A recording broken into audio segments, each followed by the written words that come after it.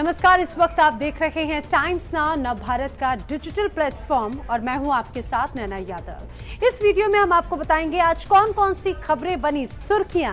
तो चलिए शुरुआत करते हैं। सबसे पहले आपको बताते थे इस समय की हेडलाइंस। पहली खबर, दिल्ली में प्रदूषण पर अब 23 नवंबर को सुप्रीम कोर्ट में अहम सुनवाई होगी और कोर्ट ने केंद्र और दिल्ली सरकार को एक बार फिर से फटकार लगाई है।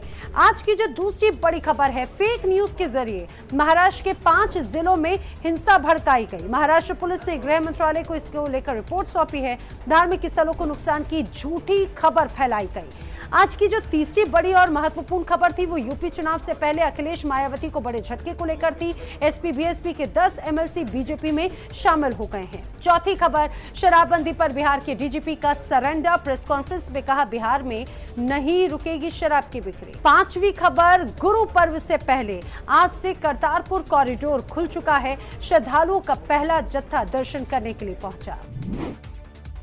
और आइए पांचों बड़ी खबरों को हम आपको विस्तार से बताते हैं। सबसे पहले खबर राजधानी दिल्ली से जुड़ी हुई और उसके आसपास के इलाकों से जुड़ी हुई, जहां पर प्रदूषण से हालात बिगड़ते जा रहे हैं, जिसको लेकर सुप्रीम कोर्ट में आज सुनवाई हुई। इस दौरान केंद्र ने कहा कि 21 तारीख से मौसम बदल जाएगा तो प्रदूषण में भी कमी आ जाएगी।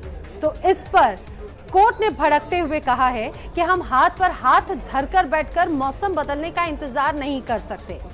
कोर्ट ने यह भी पूछा है कि सरकार को प्लान बताना चाहिए कि वो प्रदूषण को कंट्रोल करने के लिए क्या कदम उठा रही है। दिल्ली सरकार की ओर से पेश हुए वकील अभिषेक मनु सिंघवी ने कहा कि सब जानते हैं कि 2 महीनों में पराली जलाने की घटनाएं चरम पर हैं और उन्होंने ये भी कहा कि पराली जलाना प्रदूषण का कारण है। इस पर सीजेआई रमना ने कहा है कि हम किसानों को दोषी नहीं ठहरा सकते।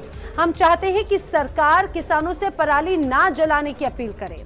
अब इस पूरे मामले पर सुप्रीम कोर्ट में अगली सुनवाई 23 नवंबर को होगी। वहीं प्रदूषण को लेकर दिल्ली में भी सियासी घमासान जारी है।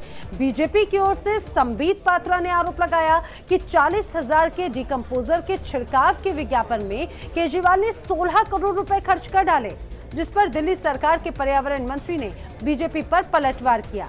प्रदूषण के मुद्दे पर सिर्फ राजनीति करने का आरोप लगाया।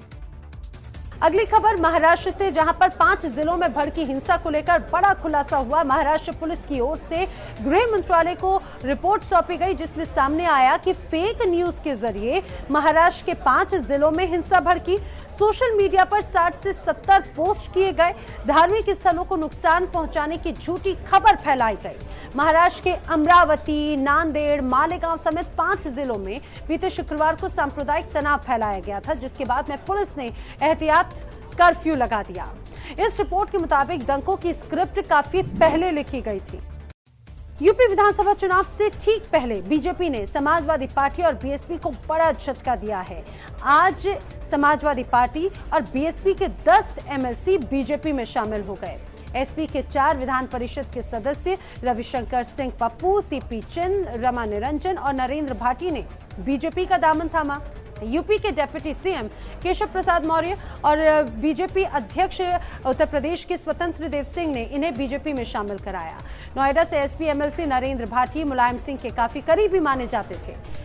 बताते चले 2022 के विधानसभा चुनाव से पहले सूबे में विधान परिषद की सीटों पर चुनाव होने हैं और स्थानीय निकाय के द्वारा चुने गए 36 विधान परिषद सदस्यों का कार्यकाल 5 महीनों के बाद में पूरा हो रहा है। नवंबर के आखिर या दिसंबर के पहले हफ्ते में यूपी के एमएलसी चुनाव का ऐलान हो सकता है। बिहार के शराबबंदी के बावजूद शराब की बिक्री पर बिहार के डीजीपी ने हाथ खड़े कर दिए। उन्होंने कहा है कि बिहार में शराब की बिक्री पर रोक नहीं लगाई जा सकती। टाइम्स नाउ नव भारत की खबर दिखाए जाने के बाद में आरजेडी नेता तेज प्रताप यादव ने कहा है कि वो विधानसभा में ये मुद्दा उठाएंगे। आपको बताते चले, बिहार में पिछले 15 दिनों में जहरीली शराब पीने से 65 से ज्यादा लोगों की मौत हो चुकी है। आज से करतारपुर कॉरिडोर भी खुल चुका है। श्रद्धालुओं का पहला जत्था आज दर्शन करके लौटा। श्रद्धालुओं में खुशी की लहर साफ नजर आती है। ये भी बताते चले, पंजाब बीजेपी के कई नेता ऐसे हैं जिन्होंने प्रधानमंत्री मोदी और राष्ट्रपति रामनाथ कोविंद से मुलाकात की और गुरु पर्व से पहले करतारपुर कॉरिडोर खोलने की मांग की, जिनमें पंजाब के पूर्व मुख्यमंत्री कैप्टन अमरिंदर सिंह भी शामिल हैं। ऐसे ही देश दुनिया की तमाम खबरों की अपडेट्स और खबरों के पीछे की खबर जानने के लिए आप बने रहिए टाइम्स नाउ भारत के डिजिटल प्लेटफॉर्म के साथ।